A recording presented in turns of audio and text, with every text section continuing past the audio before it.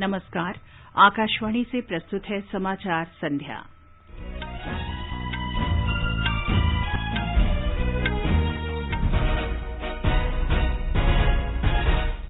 देश ने 150 करोड़ कोविड रोधी टीके लगाकर इतिहास रचा। प्रधानमंत्री नरेंद्र मोदी ने इस ऐतिहासिक उपलब्धि की सराहना की। प्रधानमंत्री ने कोलकाता में चित्तरंजन राष्ट्रीय कैंसर संस्थान के दूसरे परिसर का उद्घाटन किया। वित्त मंत्री निर्मला सीतारमण ने सार्वजनिक क्षेत्र के बैंकों के प्रदर्शन और ओमिक्रॉन के संभावित व्यवधानों से निपटने के उपायों की समीक्षा की। सरकार ने जोखिम वाले देशों से आने वाले यात्रियों के लिए घर पर 7 दिन का क्वारंटीन अनिवार्य किया। केंद्र सरकार ने कोविड के दौरान माल और आवश्यक वस्तुओं की आपूर्ति सुनिश्चित करने के लिए हेल्प डेस्क और नियंत्रण कक्ष स्थापित किए।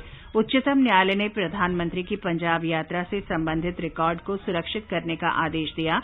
पंजाब पुलिस ने अज्ञात व्यक्ति के खिलाफ प्राथमिकी दर्ज की।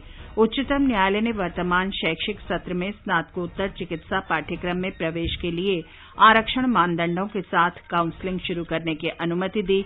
रक्षा मंत्री राजनाथ सिंह ने फ्रांस में भारत के पहले बहुआयामी साहसिक खेल अभियान की शुरुआत की। समाचार संध्या में अतहर सईद के साथ मैं चंद्रिका जोशी। देश के कई हिस्सों में कोविड का संक्रमण तेजी से बढ़ रहा है। आकाशवाणी समाचार श्रोताओं से सतर्क रहने और 15 से 18 वर्ष के बच्चों सहित अन्य लोगों को टीका लगवाने में मदद करने की अपील करता है। कोरोना वायरस का नया स्वरूप ओमिक्रॉन चिंता का कारण है। कृपया सुरक्षित रहने के लिए 3 सरल उपायों का पालन अवश्य करें। मास्क पहनें, 2 गज की सुरक्षित दूरी बनाए रखें, हाथ और चेहरा साफ रखें। कोविड से संबंधित जानकारी और मार्गदर्शन के लिए राष्ट्रीय हेल्पलाइन नंबर 011-2397-8046 और 1075 पर संपर्क करें। और अब समाचार। भारत ने आज राष्ट्रव्यापी टीकाकरण अभियान के अंतर्गत 150 करोड़ के कोविड रोधी टीके के आंकड़े को पार कर इतिहास रच दिया है। ये उल्लेखनीय उपलब्धि 1 साल से भी कम समय में हासिल की गई है। पिछले वर्ष 16 जनवरी को टीकाकरण अभियान की शुरुआत के बाद से देश ने 90% पात्र नागरिकों को टीके की पहली डोज और 65% लोगों को दूसरी डोज का लक्ष्य हासिल किया है। दुनिया के सबसे बड़े टीकाकरण अभियान के अंतर्गत पिछले वर्ष 21 अक्टूबर को केवल 279 दिनों में 100 करोड़ टीकाकरण का लक्ष्य प्राप्त किया गया था। केंद्र सरकार राज्यों और केंद्र शासित प्रदेशों को मुफ्त में कोविड टीके उपलब्ध करा रही है। स्वास्थ्य मंत्री मनसुख मांडविया ने कहा कि प्रधानमंत्री के गतिशील नेतृत्व और स्वास्थ्य कर्मियों के अथक प्रयास से देश ने ये ऐतिहासिक आंकड़ा पार कर लिया है। श्री मांडविया ने कहा कि जब सब मिलकर प्रयास करेंगे तो कोई भी लक्ष्य हासिल किया जा सकता है। प्रधानमंत्री नरेंद्र मोदी ने देश में 150 करोड़ टीके लगाने के लक्ष्य की प्राप्ति पर देशवासियों को बधाई दी है। उन्होंने कहा कि भारत ने ये ऐतिहासिक उपलब्धि नए साल के पहले सप्ताह में ही हासिल कर ली है। कोलकाता में चित्तरंजन राष्ट्रीय कैंसर संस्थान के उद्घाटन समारोह में वीडियो कॉन्फ्रेंस के माध्यम से श्री मोदी ने कहा कि 150 करोड़ टीके लगाया जाना देश के आत्मविश्वास और आत्मनिर्भर होने के नए संकल्प का प्रतीक है।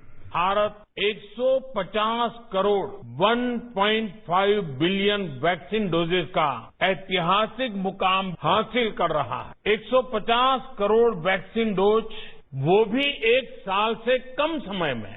ये आंकड़ों के हिसाब से बहुत बड़ी संख्या है। भारत के लिए ये एक नई इच्छा शक्ति का प्रतीक है जो असंभव को संभव करने के लिए कुछ भी कर गुजरने का हौसला रखती है। भारत के लिए ये प्रतीक है आत्मविश्वास का, ये प्रतीक है आत्मनिर्भरता का, ये प्रतीक है आत्मगौरव का।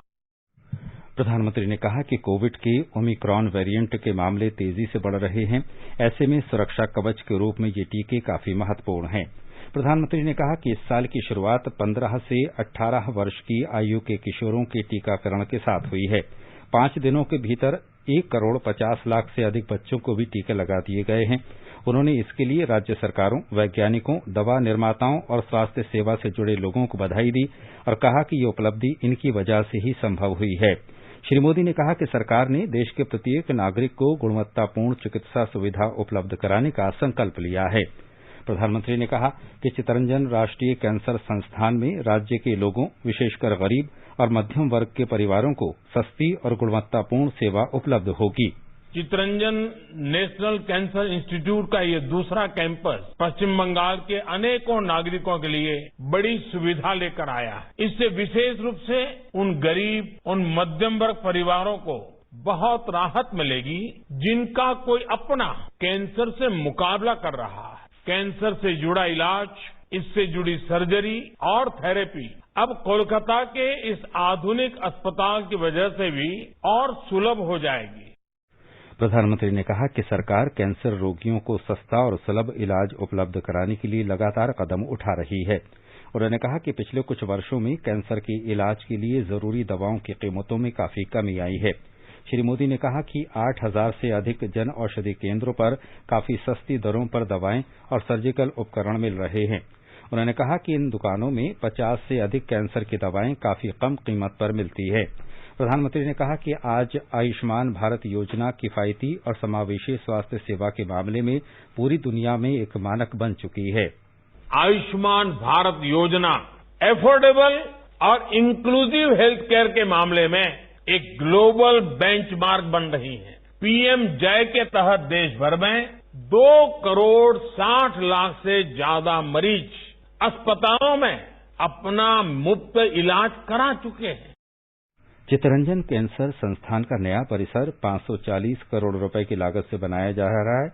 इसमें केंद्र की ओर से 75% और पश्चिम बंगाल सरकार की ओर से 25% आर्थिक सहायता दी गई है।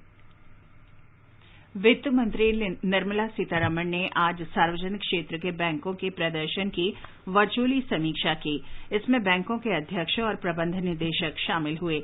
श्रीमती सीतारमण ने ओमिक्रॉन के कारण संभावित व्यवधानों से निपटने के लिए सार्वजनिक बैंकों के उपायों का आकलन किया।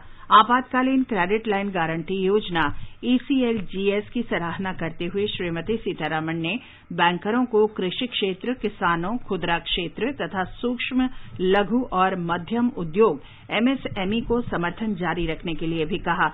उन्होंने कहा कि वैश्विक विकास और ओमिक्रॉन प्रसार से जुड़ी विपरीत परिस्थितियों के बावजूद कारोबारी दृष्टिकोण में निरंतर सुधार हो रहा है।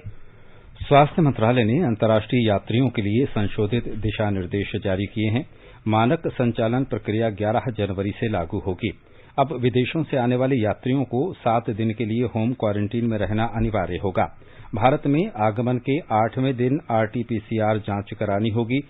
यात्रियों को RT-PCR जांच रिपोर्ट एयर सुविधा पोर्टल पर अपलोड करनी होगी। यात्रा की योजना बना रहे सभी यात्रियों को निर्धारित यात्रा से पहले ऑनलाइन एयर सुविधा पोर्टल पर 100 घोषणा प्रारूप में जानकारी देना आवश्यक है। यात्रा शुरू करने से 72 घंटे पहले यात्री को RT-PCR जांच की नेगेटिव रिपोर्ट अपलोड करना आवश्यक होगा।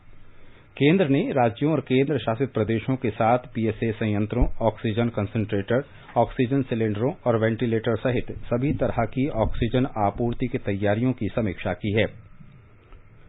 स्वास्थ्य सचिव राजेश भूषण ने कहा कि ये राज्य और केंद्र शासित प्रदेशों की जिम्मेदारी बनती है कि वे अपने यहां स्वास्थ्य सुविधा केंद्रों में ये सुनिश्चित करें कि वहां सभी ऑक्सीजन उपकरण किसी भी आपात स्थिति में तुरंत इस्तेमाल करने लायक हैं।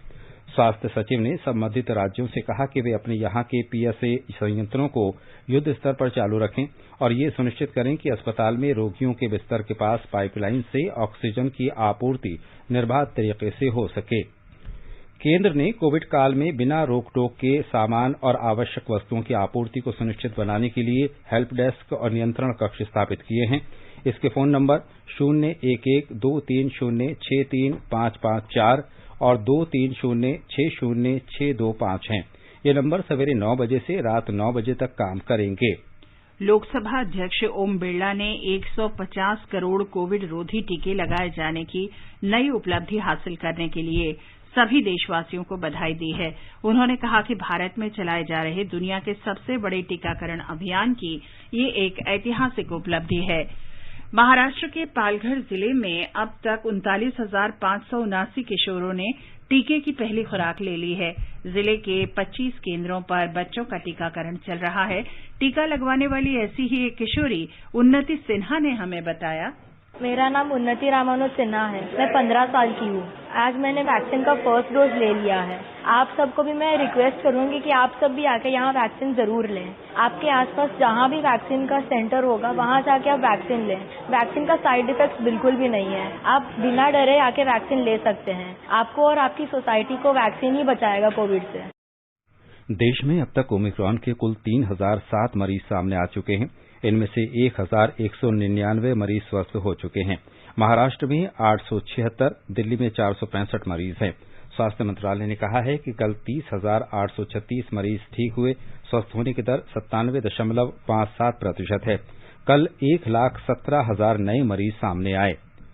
दिल्ली में आज रात 10 बजे से सोमवार सवेरे 5 बजे तक सप्ताहांत कर्फ्यू लागू रहेगा। सप्ताहांत कर्फ्यू के दौरान सामान्य आवागमन पर प्रतिबंध रहेगा, लेकिन छूट की श्रेणी में आने वाले लोगों को आने जाने की अनुमति होगी। आवश्यक और आपात सेवाओं में शामिल अधिकारियों को वैध पहचान पत्र प्रस्तुत करने पर आवागमन की अनुमति होगी। मरीजों, यात्रियों और विद्यार्थियों को वैध दस्तावेज प्रस्तुत करने पर आवागमन की अनुमति होगी। कर्फ्यू के दौरान दिल्ली मेट्रो की येलो और ब्लू लाइन सेवाएं 15 मिनट के अंतराल पर और अन्य सभी लाइनों पर ट्रेन 20 मिनट के अंतराल पर उपलब्ध रहेंगी। मेट्रो ट्रेन और बसें 100% बैठने की क्षमता के साथ चलेंगी। असम में रात 10 बजे से कल सवेरे 6 बजे तक कर्फ्यू रहेगा। रात 9 बजे के बाद व्यापारिक और व्यावसायिक प्रतिष्ठान बंद रहेंगे। पूर्ण टीकाकरण वाले यात्रियों को आवागमन की अनुमति होगी। 15 जनवरी से गैर टीकाकरण वाले लोगों को सार्वजनिक स्थानों पर जाने की अनुमति नहीं होगी।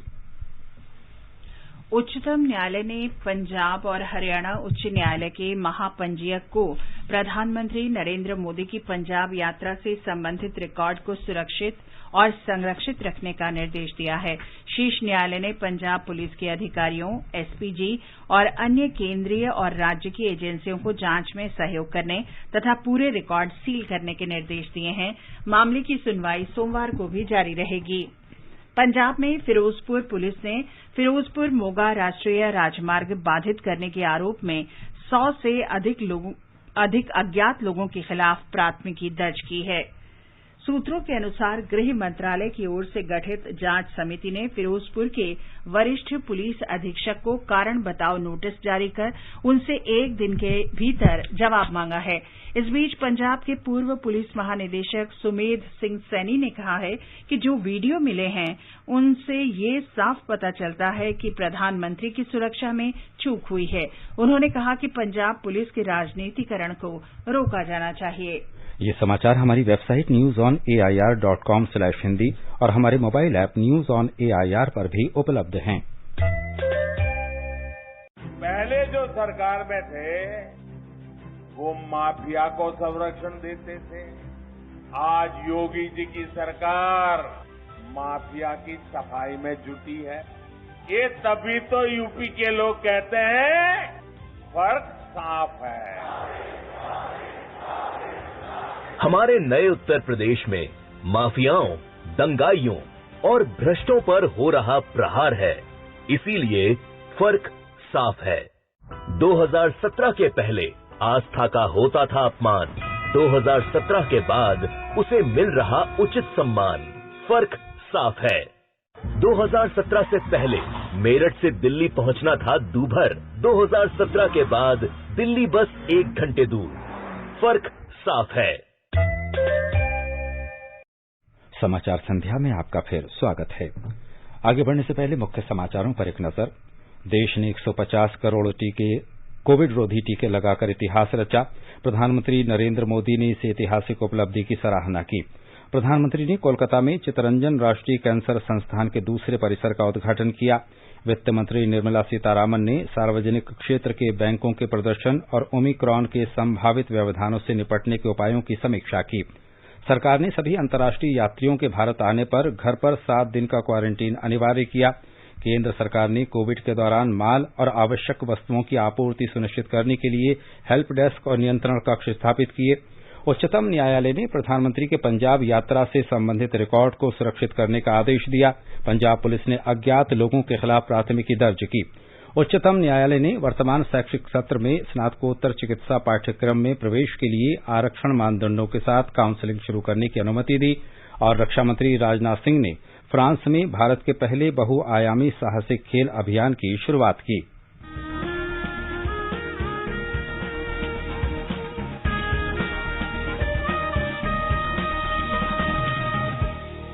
आजादी के आंदोलन के खजाने में ऐसे ढेरों शब्द जिन्होंने बदल दिए इतिहास। तारीख बदलने वाले लफ्जों पर आकाशवाणी समाचार ला रहा है विशेष कार्यक्रम धरोहर, हर सोमवार।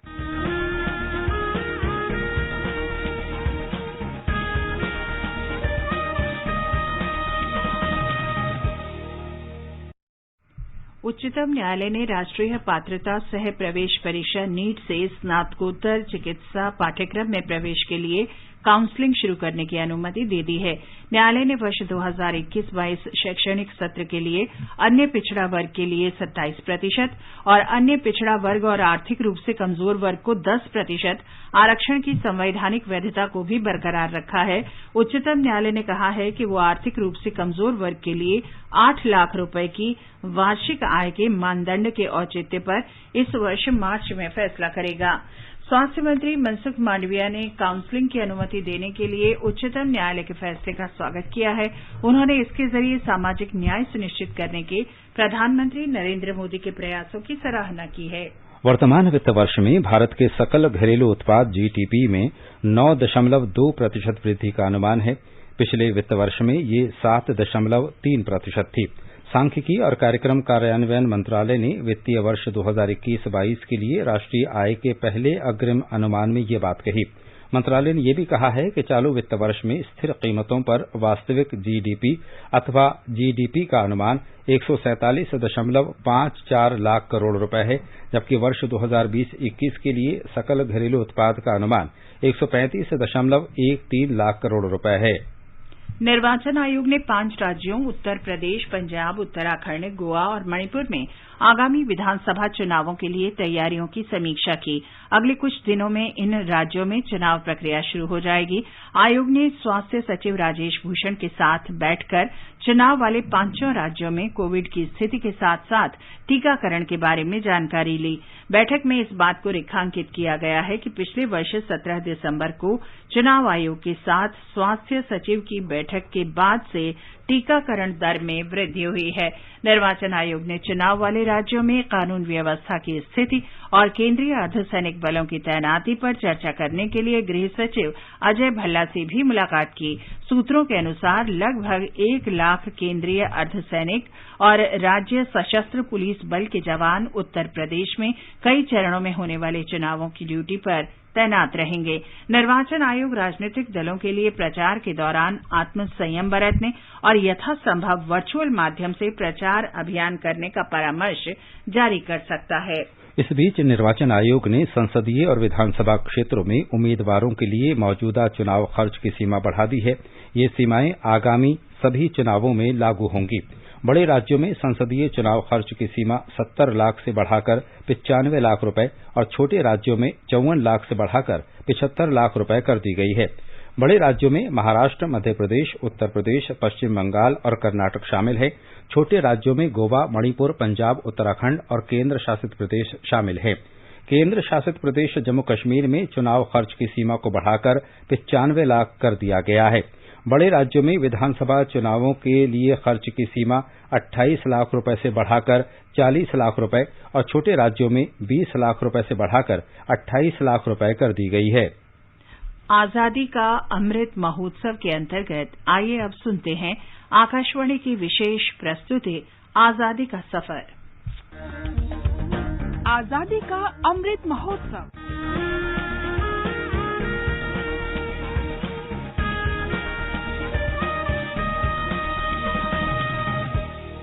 आजादी का सफर आकाशवाणी के संग। भारत का शानदार स्वाधीनता संघर्ष आधुनिक विश्व के महानतम संघर्षों में से एक है। आकाशवाणी से हम आपके लिए रोजाना ला रहे हैं इस शानदार संघर्ष की झलक।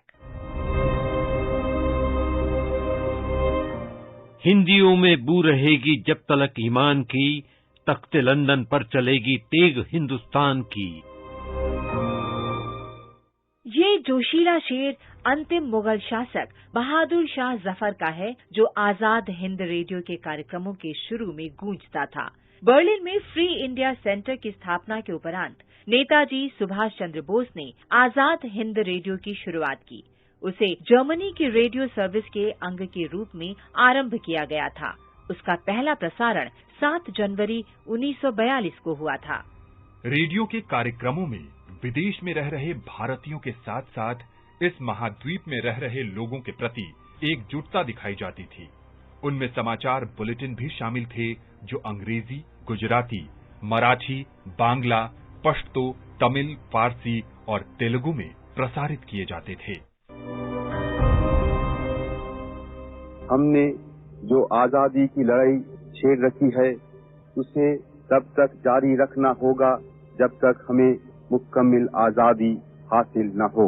आप संगठित शक्ति से शांति और अहिंसा पूर्वक आत्म बलिदान करने के लिए जल्द से जल्द तैयार हो जाइए। न मालूम कब बिगुल बज उठे। असंगठित और कमजोर रहना पाप है। गुलामी सब कष्टों और पापों की जड़ है। अब गुलामी की जंजीरों को तोड़ने के लिए एक दिल एक प्राण होकर कटिबद्ध हो जाइए। हिंदुस्तान अब गुलाम नहीं रह सकता और न कोई ताकत इसे गुलाम रखी सकती है। हाँ, हमें स्वतंत्रता का मूल्य चुकाना होगा। आप इसके लिए तैयार हो जाइए, जिससे यदि हम गुलाम हिंदुस्तान में पैदा हुए हैं तो स्वतंत्र हिंदुस्तान में जीवे और मरे। तभी आजाद हिंदुस्तान दुनिया को नए नए संदेश दे सकेगा। शुरू में रेडियो का मुख्यालय जर्मनी में था, जिसे बाद में सिंगापुर स्थानांतरित कर दिया गया। बर्लिन से प्रसारण में बोस ब्रिटिश क्षेत्रों पर जापानी विजय का उत्सव मनाते थे और पूरे जुनून के साथ भारत छोड़ो आंदोलन पर चर्चा करते थे। आजाद हिंद रेडियो का उद्देश्य दूसरे विश्व युद्ध के दौरान सहयोगी देशों से रेडियो प्रसारण का मुकाबला करना था। अखिल ब्रह्मांड पति प्रणमि चरणे। आज स्वाधीनता सेनानी और समाज सुधारक ज्ञानांजन नियोगी की जयंती भी है। उनका जन्म 7 जनवरी 1891 को हुआ था। ज्ञानांजन पर ब्रह्म समाज के आदर्शों का गहरा प्रभाव पड़ा। उन्होंने इन आदर्शों को अपने जीवन में उतारने का प्रयास किया। जब 1905 में बंगाल का विभाजन किया गया तो ज्ञानांजन स्वाधीनता आंदोलन की तरफ आकर्षित हुए।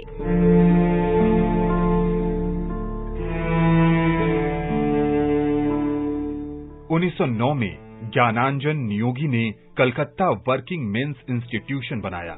शैक्षिक और प्रशिक्षण गतिविधियों के अतिरिक्त वो संस्थान झुग्गी बस्तियों में रहने वाले गरीबों के लाभ के लिए मेडिकल सहायता और विकास कार्यों का आयोजन भी करता था। उन्होंने बंगाल के ग्रामीण क्षेत्रों की गहन यात्रा की और गरीबों तथा समाज के अशिक्षित वर्गों में जागरूकता फैलाने के लिए मैजिक लैंटर्न यानी जादुई लालटेन का उपयोग करना आरंभ किया। स्वदेशी चीजों के उपयोग को प्रोत्साहन देने के लिए ज्ञानांजन ने स्वदेशी मेलों का आयोजन किया। 1930-31 के दौरान जब नेताजी सुभाष चंद्र बोस कोलकाता के महापौर थे, तो उन्होंने ज्ञानांजन से स्वदेशी अभियान चलाने का आग्रह किया था।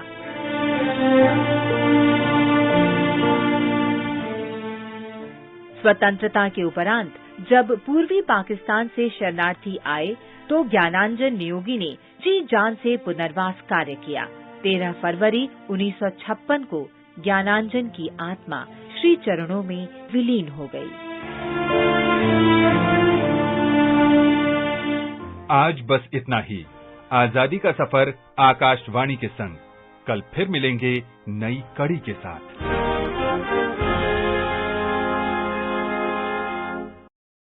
आजादी का अमृत महोत्सव के लिए सभी उपभोक्ताओं को शुभकामनाएं। हॉलमार्क सोने की शुद्धता सुनिश्चित करता है। हमेशा हॉलमार्क वाले सोने के आभूषण खरीदें।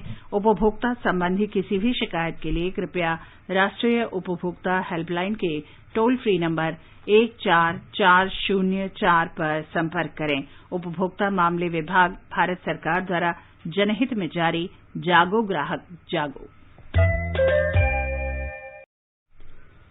विज्ञान और प्रौद्योगिकी मंत्री डॉक्टर जितेंद्र सिंह ने कहा है कि ई गवर्नेंस की दिशा में किए जा रहे प्रयास नागरिक केंद्रित होने चाहिए और इनके जरिए ज्यादा पारदर्शिता और जवाबदेही तय होनी चाहिए।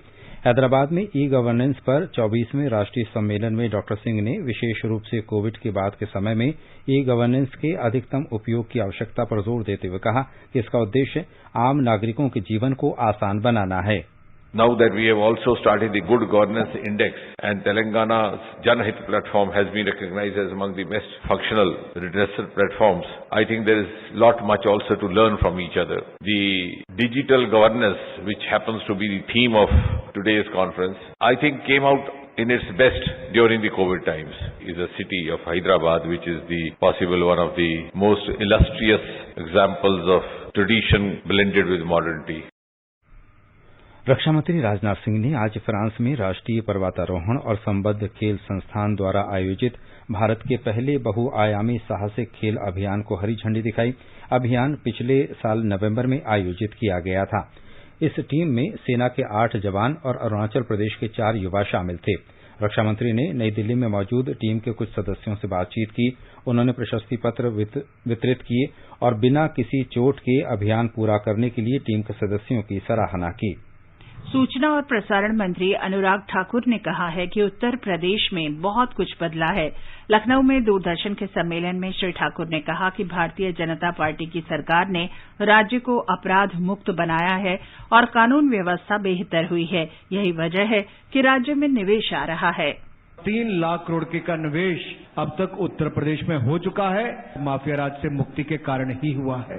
पहले 2 अंतर्राष्ट्रीय एयरपोर्ट थे, अब 5 अंतर्राष्ट्रीय एयरपोर्ट हैं। पहले केवल 2 मेट्रो थे, आज 5 मेट्रो हैं। और यही नहीं, पहले केवल 15 मेडिकल कॉलेज थे, आज 60 मेडिकल कॉलेज, लगभग 4 गुना ज्यादा मात्र 5 वर्षों में ये उपयोगी सरकार ने किया है। इसलिए प्रधानमंत्री जी ने कहा यूपी के लिए जरूरी है योगी, यूपी प्लस योगी उपयोगी। भाजपा के चुनाव सह प्रभारी अनुराग सिंह ठाकुर ने दावा किया कि पार्टी उत्तर प्रदेश विधानसभा चुनाव में पिछली बार की तुलना में अधिक सीटें जीतेगी, क्योंकि पिछले 5 वर्ष में योगी सरकार ने शानदार काम किया है। तीसरे राष्ट्रीय जल पुरस्कार 2020 की राज्य श्रेणी में उत्तर प्रदेश को पहला स्थान मिला है। राजस्थान दूसरे और तमिलनाडु तीसरे स्थान पर रहा।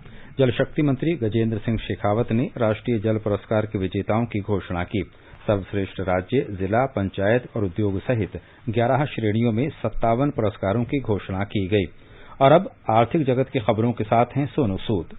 बम्बई शेयर बाजार का सेंसेक्स 59,745 पर बंद हुआ। नेशनल स्टॉक एक्सचेंज का निफ्टी 17,813 पर जा पहुंचा। अंतर बैंकिंग विदेशी मुद्रा बाजार में रुपया डॉलर के मुकाबले 74 रुपये 31 पैसे प्रति डॉलर के स्तर पर था। मल्टी कमोडिटी एक्सचेंज में सोना 47,465 रुपये प्रति 10 ग्राम पर था। चांदी 60,460 रुपये प्रति किलो पर थी और अंतर्राष्ट्रीय बाजार में ब्रेंट कच्चे तेल का मूल्य $82.70 प्रति बैरल के करीब था। ई श्रम पोर्टल पर अब तक 20 करोड़ असंगठित श्रमिकों ने पंजीकरण कराया है। श्रम और रोजगार मंत्री भूपेंद्र यादव ने इस उपलब्धि पर सभी के प्रयासों की सराहना की। और अंत में मुख्य समाचार एक बार फिर।